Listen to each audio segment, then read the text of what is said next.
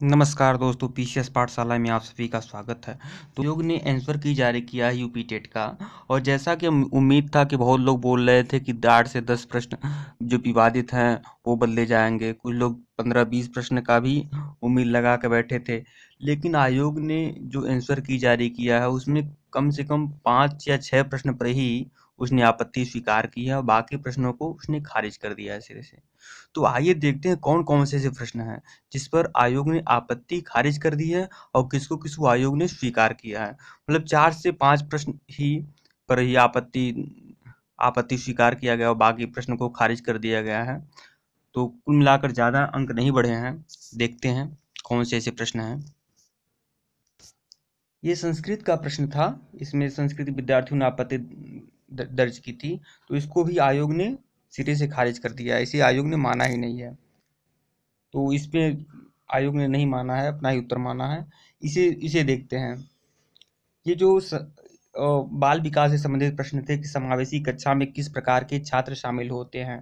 तो इसमें आयोग ने माना है कि सामान्य और विशिष्ट छात्र शामिल होते हैं और यही सही था। तो जिन छात्रों ने ये सामान्य और विशिष्ट छात्र किया होगा उनको नंबर मिलेंगे और बाकी को नहीं मिलेगा। तो मतलब इसमें जो आपत्ति दर्ज की थी ये स्वीकार कर लिया गया है। आयोग ने मान लिया है कि सामान्य और विशिष्ट छात्र शामिल होते हैं।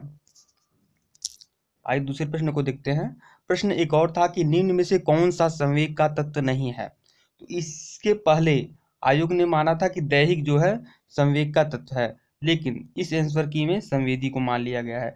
तो जिन छात्रों ने संवेदी किया होगा उनको नंबर मिलेंगे। आयोग ने यहाँ पर आपत्ति जो दर्ज किया गया था इसको स्वीकार किया है। आयोग ने आंसर संवेदी माना है। अगले प्रश्न पे आते हैं। निम्न में से कौन सा शिक्षण का सूत्र नहीं है। निम्न में से कौन सा शिक्षण का सूत्र नहीं है। तो इसके पहले आयोग ने बताया था कि निगमन से आगमन की ओर सूत्र है। तो आयोग ने इसमें कोई आपत्ति स्वीकार नहीं की है। आयोग ने अब भी अपने बात पर रहा है कि निगमन से आगमन की ओर शिक्षण का सूत्र नहीं है, इसे ही माना है। तो जिन छात्रों ने निगमन से आगमन की ओर का गोला किया होगा उन्हीं को इसमें नंबर मिलेगा। बाकी दृश्य या अदृश्य किया होगा उन्हें नहीं मिलेगा। इसमें आयोग ने माना है कि निगमन से आगमन की ओर, सही यही माना है, निगमन से आगमन की ओर। निम्न में से कौन सा शिक्षण का सूत्र नहीं है। इसमें निगमन से आगमन की ओर माना है। देखिए, क्रिया प्रसूत अनुबंधन का दूसरा नाम क्या है। क्रिया प्रसूत अनुबंधन का दूसरा नाम क्या है। इसमें आयोग ने नैमित्तिक अनुबंधन को माना है, नैमित्तिक अनुबंधन को। सामान्य मनुष्य के शरीर का ताप 37 डिग्री सेल्सियस है। फ़ारेनहाइट पैमाने में यह ताप होगा। आयोग ने 98.6 फ़ारेनहाइट दिया था और बहुत सारी किताबों में या इंटरनेट पे सर्च करने पर भी 98.6 फ़ारेनहाइट मिलता है। लेकिन बहुत से छात्रों ने आपत्ति दर्ज की थी कि कुछ आयोग की प्रसिद्ध किताबों में 98.4 फ़ारेनहाइट मिला है।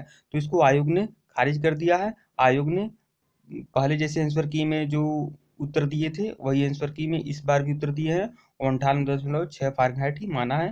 जिन छात्रों ने 98.6 फ़ारेनहाइट किया होगा उनका उत्तर सही है। अगले प्रश्न पे आते हैं। तद्भव और उसके तत्सम का कौन सा मेल गलत है।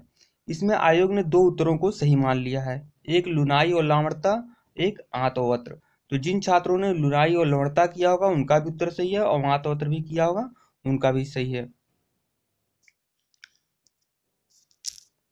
अगले प्रश्न पे आते हैं।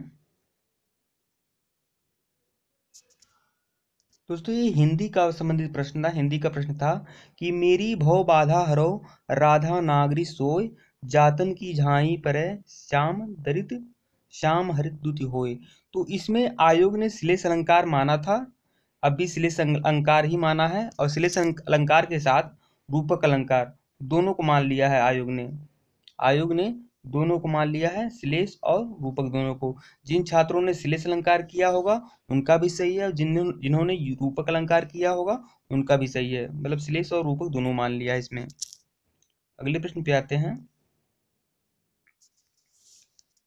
ये हिंदी का प्रश्न था कि संप्रेषण कला क्या नहीं है। तो इसमें आयोग ने माना है अलंकरण संप्रेषण कला नहीं है, इसमें अलंकरण माना है। तो जिन छात्रों ने अलंकरण पर गोला किया होगा उनका सही है।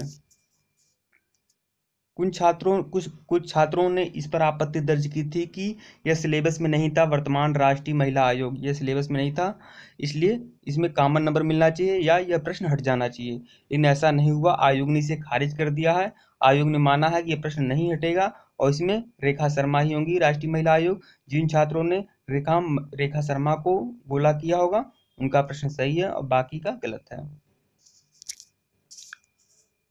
ये कुछ प्रश्न थे कि व्याकरण की दृष्टि से कौन सा शब्द अशुद्ध है। व्याकरण की दृष्टि से कौन सा शब्द अशुद्ध है? तो इसमें विभीषण दिया था, बिरहड़ी दिया था, गृहिणी दिया था और जगतगुरु दिया था। तो इसमें माना गया, आयोग ने माना है बिरहड़ी जो है अशुद्ध है। तो जिन छात्रों ने बिरहड़ी पर टिक किया होगा उनको उत्तर मिलेगा और जिन्होंने गृहिणी किया होगा उनको उत्तर नहीं मिलेगा। बिरहड़ी ही इसमें आयोग ने सही उत्तर माना है। इसमें एक प्रश्न और है, इसमें आप सबको कॉमन नंबर मिलेगा। इसमें प्रश्न था कि सीखने के वक्र अभ्यास द्वारा सीखने की मात्रा, गति और प्रगति की सीमा को ग्राफ प्रदर्शित करते हैं। इसका जो उत्तर होगा गेट्स होगा, लेकिन गेट्स ऑप्शन में नहीं है। तो जिन छात्रों ने कुछ भी किया होगा, 1 पर या 2 पर, 3 पर या 4 पर किसी पर गोला मारा होगा, उसमें उनको कॉमन नंबर मिलेगा। तो इसमें 1 नंबर तय है, सबको मिलेगा इसमें कॉमन नंबर। यही एक प्रश्न है। तो इस तरह आप लोगों ने देख लिया कि आयोग ने कुछ प्रश्नों पर ही आपत्ति स्वीकार की है और कुछ प्रश्नों को सिरे से खारिज कर दिया है। तो इस तरह से आप लोग देख लीजिए, तो ज़्यादा अंकों का अंतर नहीं पड़ेगा, हर 2 से 3 अंक ही बढ़ सकते हैं किसी के, और इस तरह से बहुत ही कम अंक बढ़े हैं। तो इस तरह से अगर मान लीजिए जिनके भी पास हो रहे हैं अच्छे से, उन लोगों को शिक्षक भर्ती परीक्षा की तैयारी शुरू कर देनी चाहिए बिना समय गंवाए हुए। और इसी शुभकामना के साथ विदा लेता हूँ। आप लोग बताइएगा वीडियो कैसा लगा, लाइक कर दीजिएगा, शेयर कर दीजिएगा। धन्यवाद।